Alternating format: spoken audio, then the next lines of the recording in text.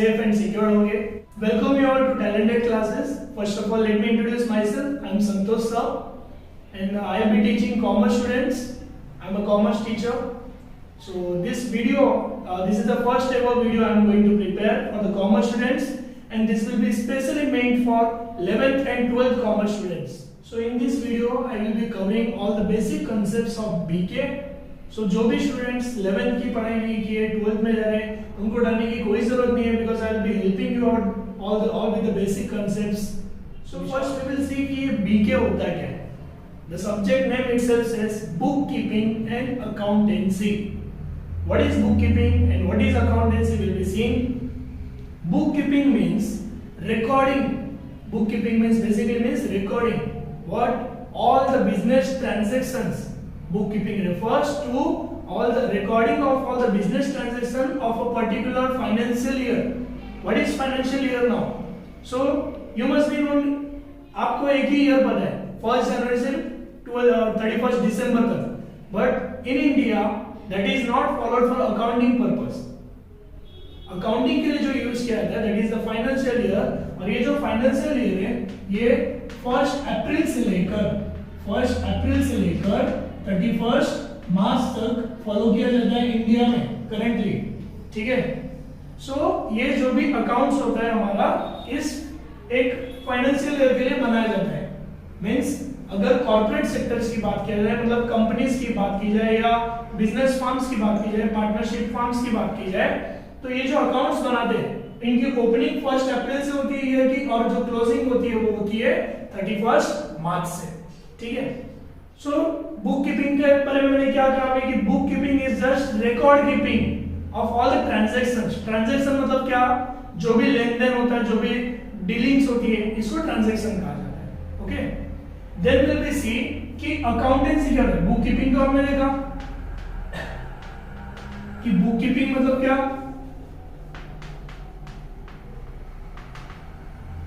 recording. So what is accountancy now?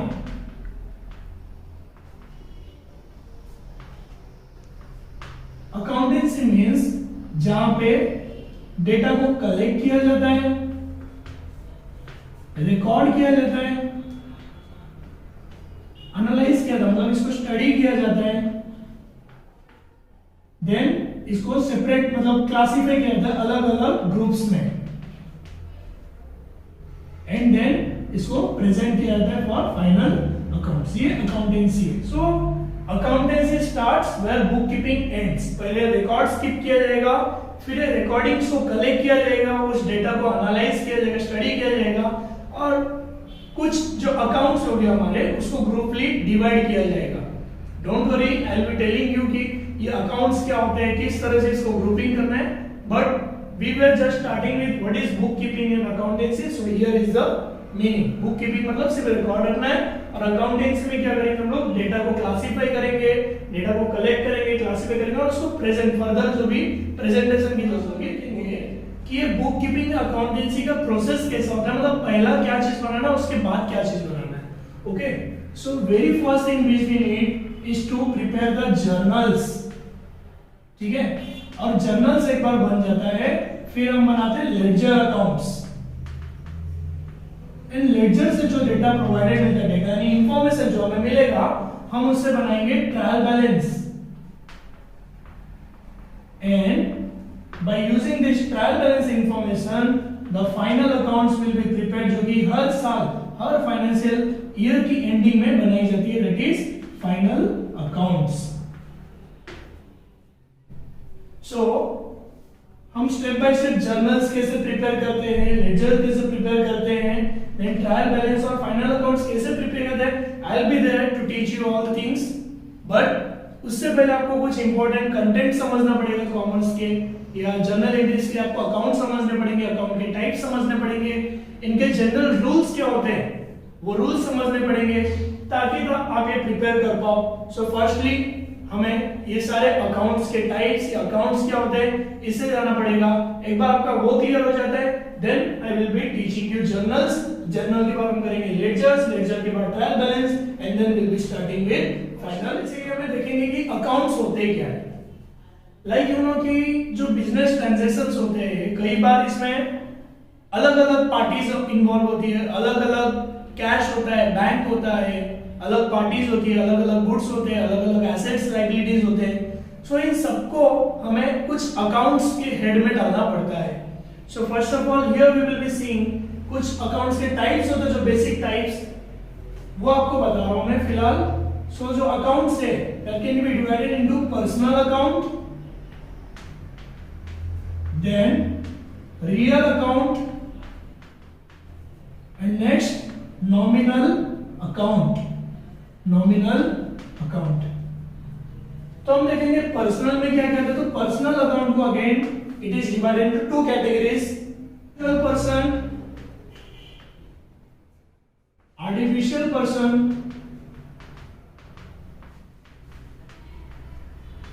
And representative personal account, representative personal account. Natural person means what? कोई भी प्राकृतिक व्यक्ति, natural person मतलब like mister Ram, mister Shyam, mister A B C, कुछ किसी का भी नाम हो सकता है, ठीक है, किसी पर्सन का नाम हो सकता है, miss Neha. So these are the natural persons. Secondly we will see कि artificial person. Artificial person means what? कि ये नेचुरल नहीं है बट इनको हम ट्रीट करते हैं एक पर्सन की तरह। लाइक यहाँ पे कोई भी कंपनी आ सकती है, कोई भी संस्था आ सकता है। तो यहाँ पे जैसे रिलायंस ग्रुप, अभी रिलायंस ग्रुप से कंपनी है बट जब अकाउंट्स बनाया जाता है तो उसको एक पर्सन की तरह ट्रीट किया जाता है। So that will be called as artificial person. Reliance group हो गया, then mister Mohan and company, कोई भी बैंक आ जाता है like State Bank of India. So they are not actually the persons but we treat them as individual persons, they are the artificial persons, okay? कोई भी company, कोई भी संस्था, चाहे वो कंपनी हो, पार्टनरशिप हो, बैंक हो, सो वो सारे आर्टिफिशियल पर्सन के अंदर आ जाएंगे एंड ये सारे जो है वो आते हैं पर्सनल अकाउंट के अंदर। Next we are seeing representative personal account. इसके अंदर फोर थिंग्स आते हैं। One, prepaid expense, prepaid expense, pre-received income,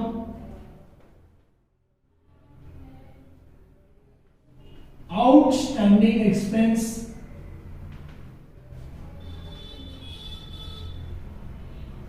and outstanding income।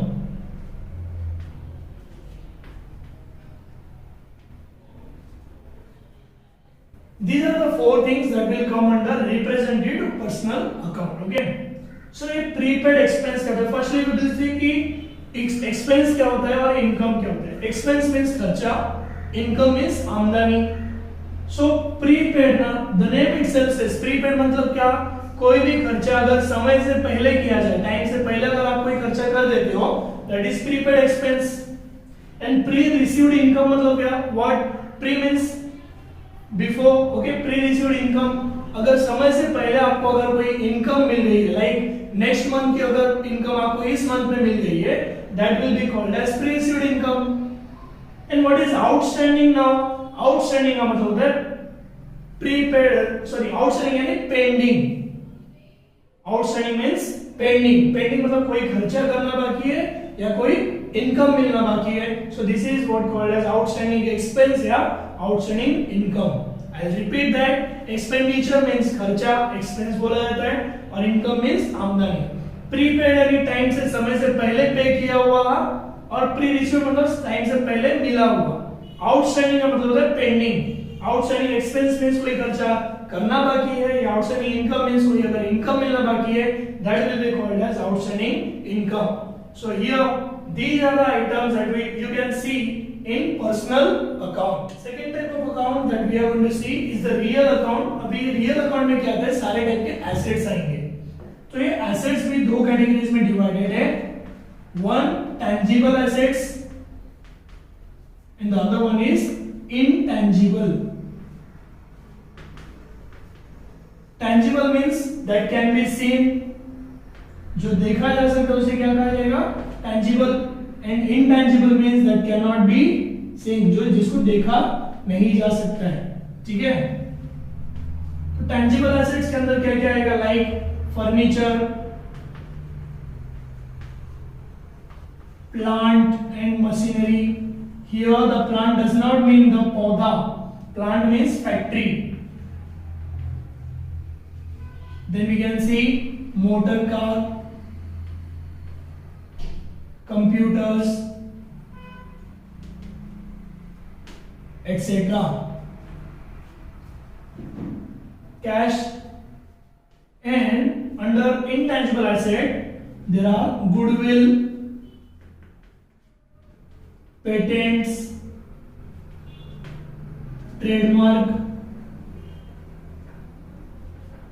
and copyright.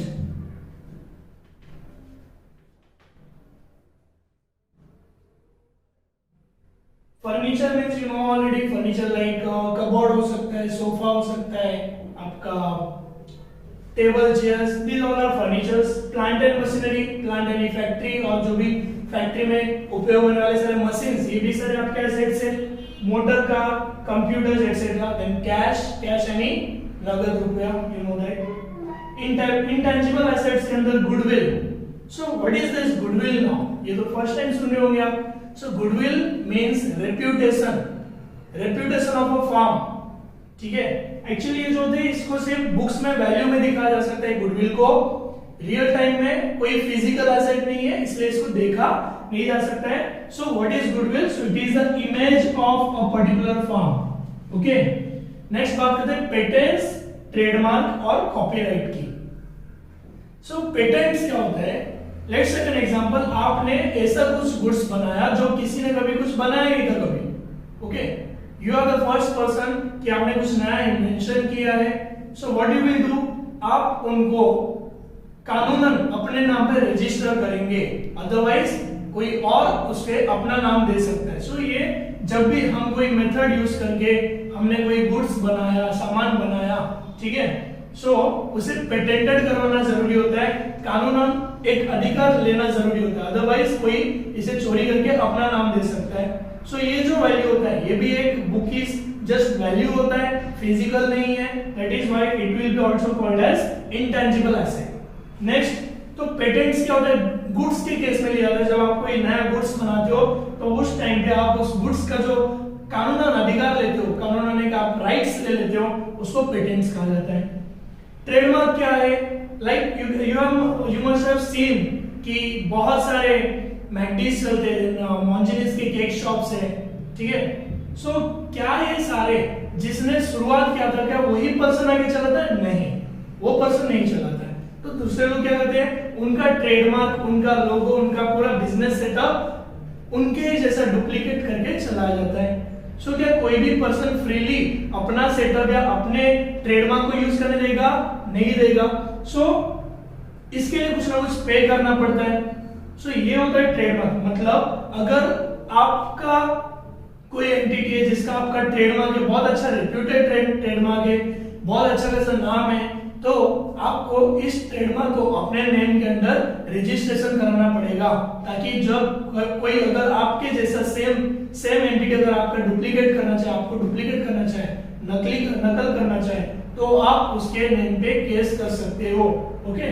So trademark is also an intangible asset. Then we are seeing copyright. तो copyright कौन से case में देखने मिलता है? It can be seen in the case of music, film industry, books.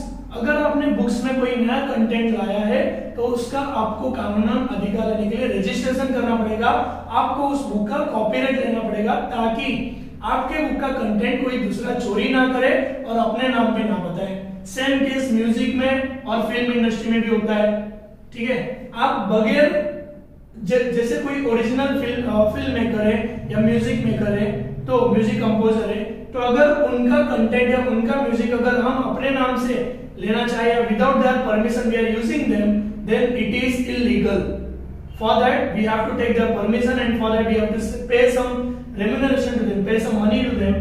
This is what copyright. So ये चारों जो है ये क्या है, इंटेंजिबल एसेट है, goodwill, patent, trademark and copyright. Patents goods के केस में होता है, जब गुड्स आपको सेम सिमिलर टाइप की गुड्स बनाना है, मतलब आप जब नया कुछ गुड्स बनाते हो तो उसे आपको पेटेंटेड करवाना पड़ता है। कॉपीराइट म्यूजिक के केस में होता है, कुछ न्यू म्यूजिक निकाला, आपने नया बुक पब्लिश किया तो उसका कॉपीराइट लेना पड़ता है।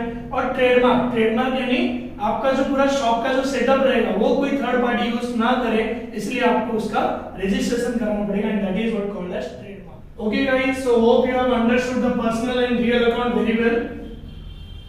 Now we are going to see the third type of account, that is nominal account. Under nominal account there are incomes, expenditure, profit and loss. सारे टाइप के इनकम्स, एक्सपेंडिचर और profit और लॉस जो आएगा वो नॉमिनल अकाउंट के अंदर देखने को मिलेगा। प्रॉफिट है क्या, मुनाफा, लॉस मींस नुकसान। Okay, so you can see rent, भाड़ा, सैलरी, वेजेस। इस सैलरी और वेजेस में क्या फर्क है? सैलरी मींस अगर आप ऑफिस में जॉब करते हो आपको पर मंथ सैलरी मिलती है, that will be called as salary. जो वेजेस होता है इसे हम लेमन लैंग्वेज में, कॉमन लैंग्वेज में कहेंगे पगार या मजदूरी। सो ये जो मजदूरी कहां पे दी जाती है? फैक्ट्रीज में मिलती है। Like you can get daily basis और वीकली बेसिस अगर आपको मिलता है तो that will be called as wages. Okay, next electricity charges,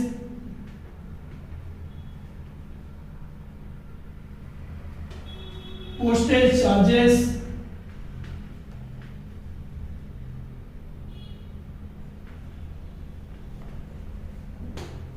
loss on fire,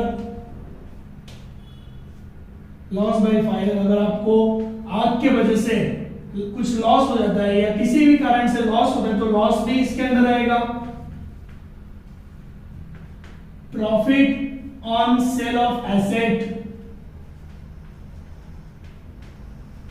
etcetera, और भी कई सारे से इनकम्स और एक्सपेंडिचर्स होते हैं जो, और प्रॉफिट्स और लॉसेस भी तो जो हमें नॉमिनल अकाउंट के अंदर देखने मिल सकता है। Okay, so hope you guys have understood all the concepts, hope you all enjoyed the lecture and आपको समझ में आया रहेगा। प्लीज लाइक कीजिए, अगर अच्छे से समझ में आया लेक्चर तो like, subscribe and share our videos, एंड अगर ऐसे वीडियोस देखना चाहते हो तो आपको ज्यादा से ज्यादा लाइक करना पड़ेगा। We'll be meeting the next lecture. Okay, thank you for today.